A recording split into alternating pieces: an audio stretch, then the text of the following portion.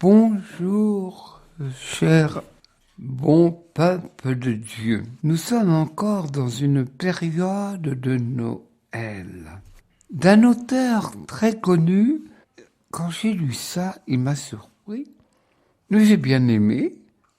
Et vous connaissez tous, dans notre si jolie province, on parle des santons de Provence.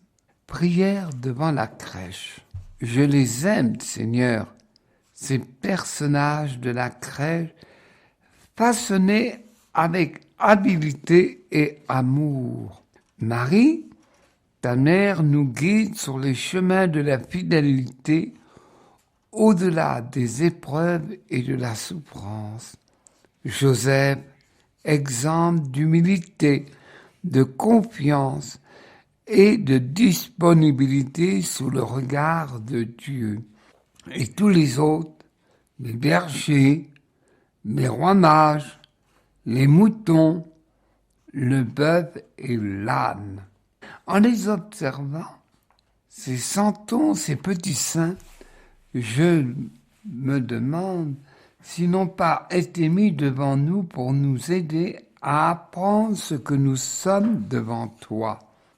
L'âne têtu, désobéissant, n'en faisant qu'à sa tête, et cependant, endurant lorsque le chemin devient rude. Il est fort dans sa fragilité. Le bœuf, imperturbable, apparemment indifférent, il trace son sillon, ne regarde jamais en arrière, rassemble toute son énergie pour surmonter les obstacles jusqu'aux limites de ses forces.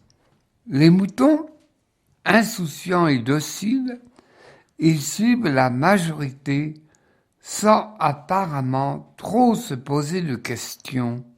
Les bergers, ils se présentent devant toi les mains vides, mais le cœur débordant d'amour. Les rois mages, confiants, ils marchent, habités par la conviction qu'ils trouveront celui qu'ils cherchent. Âne, bœuf, mouton, berger ou roi mage, nous sommes tantôt l'un, tantôt l'autre. Donne-nous, Seigneur, de parvenir à être un peu toi. Je ne donne pas l'auteur, mais c'est un homme de grand cœur et qui a été célèbre et qui est toujours célèbre dans notre diocèse. Mais voyons d'autres histoires. C'était avant l'arrivée des Soviétiques avec leurs chars à la ville de Budapest, capitale de la Hongrie. Il y avait un gouvernement athée opposé à tout ce qui était religieux, particulièrement catholique. Mais cependant, dans un petit village de 1500 habitants, les gens étaient croyants et même, comme on dirait aujourd'hui, des bons chrétiens. Cependant, dans une école de filles, il y avait une maîtresse, Gertrude, qui faisait les cours, mais on aurait cru qu'elle était payée pour enlever dans le cœur des enfants la croyance en Dieu. Et une petite fille de l'âge de 10 ans, Angèle, elle était aimée, elle avait une facilité de comprendre, aussi elle était aimée de tous, pas de jalousie. En effet, elle aidait ses compagnes qui avaient du mal à suivre les cours. Aussi, le prêtre avait du mal, mais cependant, la petite Angèle nous surprend. Et cette maîtresse Gertrude, elle sentait quand les enfants avaient communié. Mais elle en voulait particulièrement, cette petite Angèle. Et voilà une stratégie qu'elle inventa. C'était presque la veille de la Noël, le 17 décembre. Les enfants, je vais vous prouver ce qui existe et ce qui n'existe pas. Dites les enfants, vous connaissez les contes de Barbe Bleue, du Chaperon Rouge. Est-ce que vous pouvez l'appeler? Non, non. Cela n'existe pas, ce n'est qu'un conte. Votre grand-père ou grand-mère, si vous les appelez, viendront-ils? Non, non.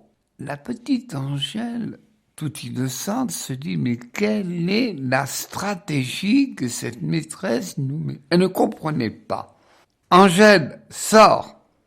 Elle sort, ferme la porte et tous les élèves, par l'ordre de la maîtresse, appelez-moi Angèle.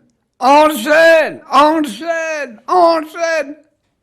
Elle entra, étonnée, quelle est cette stratégie que la maîtresse est en train de nous faire subir? Ben voyez, elle existe, elle existe.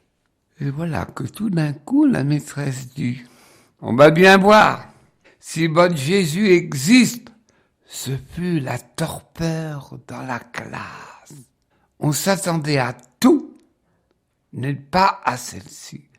Même Angèle, la guide, l'aimée de toute la classe, en fut tout surprise. Abattue, une ambiance de froideur, d'inquiétude, et tout d'un coup, à la surprise, Angèle se lève et toutes les élèves se lèvent en même temps de leur table de classe.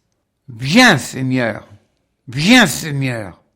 Alors, un miracle apparut. En effet, les enfants virent une boule de feu rouge et ils virent la boule s'entrouvrir. C'était l'enfant Jésus qui leur apparaissait. Il est vivant, il existe. La maîtresse en fut en folie. Il vient, il vient, il est venu, il est venu, il est venu. Cette pauvre femme fut tombée d'une maladie, on l'envoya en psychologie. Bien sûr, j'ai interrogé chacune des élèves qui avaient toutes la même réaction.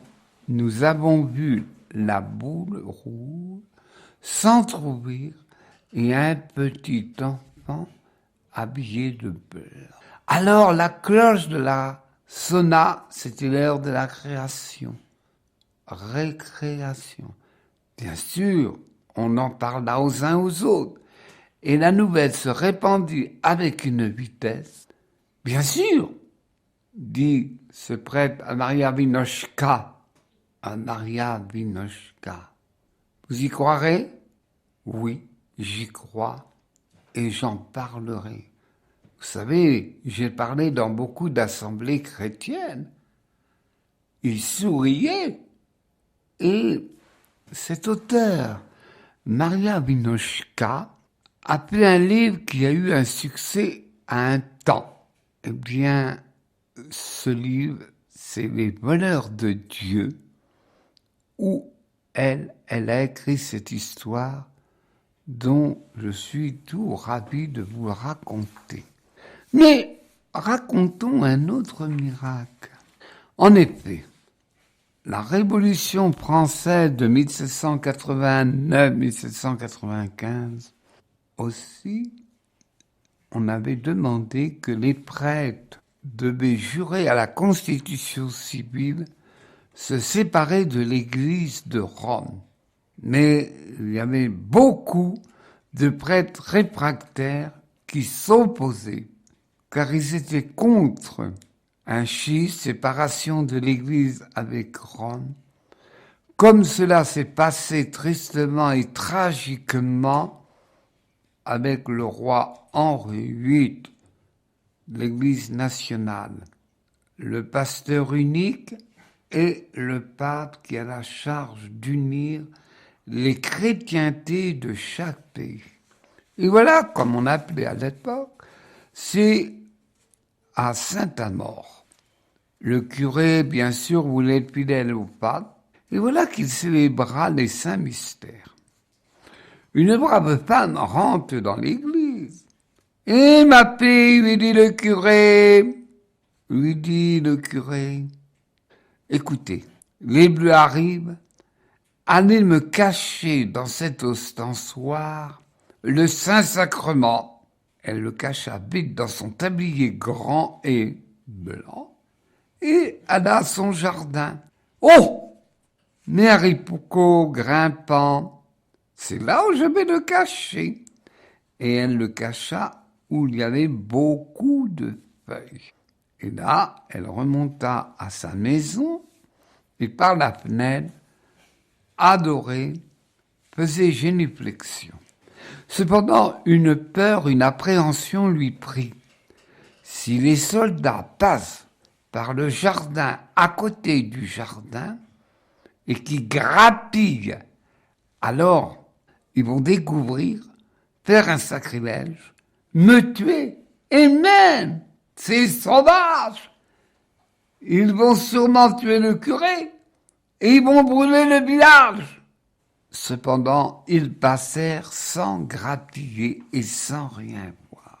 Elle rendit au curé le Saint-Sacrement, lui caché dans les bois.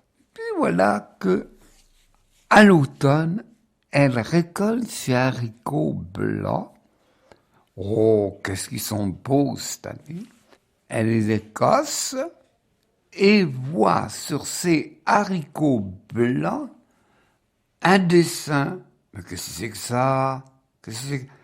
Elle en épluche une petite dizaine. Elle dit, oh, je vais aller cette nuit demander à monsieur le curé ce que cela signifie.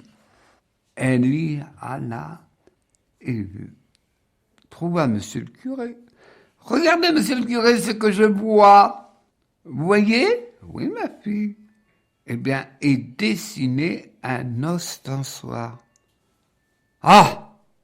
Je le savais! Mais si vous le dites, monsieur le curé, c'est que c'est vrai! Eh bien, ma fille, Dieu, à sa manière, nous a remerciés. Et voilà qu'au printemps suivant, vers la mi-mai, comme on dit chez nous, là, dans les gens de la terre, après les saintes glaces. Et aussi, on sème les haricots 3, 5, pas plus. Avec ce dessin sur chacun de ces haricots blancs. Et ils poussent. Et voilà la deuxième récolte qu'elle refait. Elle les écosse. Et elle voit ce même dessin de l'ostensoir. Oh! Oh, mais c'est pas possible. Depuis à ce jour, à peu près plus de 2 siècles, eh bien, on voit ces graines d'haricots que nous, les braves gens, on appelle l'haricot du Saint-Sacrement. Et si vous avez un internet, vous écrivez haricot du Saint-Sacrement et vous le verrez. Voilà l'histoire. Pour la petite Angèle, je m'excuse, je remets en arrière, mais comme je sais que vous êtes très attentifs, voilà. Mais c'est une histoire invraisemblable, l'apparition de ce petit enfant. Mais cela est arrivé plusieurs fois, ne serait-ce que Saint Christophe, portant l'enfant Jésus, ne serait-ce qu'à la petite Olive, voyant le petit enfant, ne serait-ce qu'à Saint Antoine de Padoue, et bien d'autres grands saints. et bien d'autres grands saints. Voilà, bon peuple de Dieu, nous vous souhaitons une bonne année heureuse, mais il faut bien dire, les difficultés ne peuvent pas disparaître en un jour. Alors, bonne et heureuse et sainte année. Voilà, bon peuple de Dieu, merci.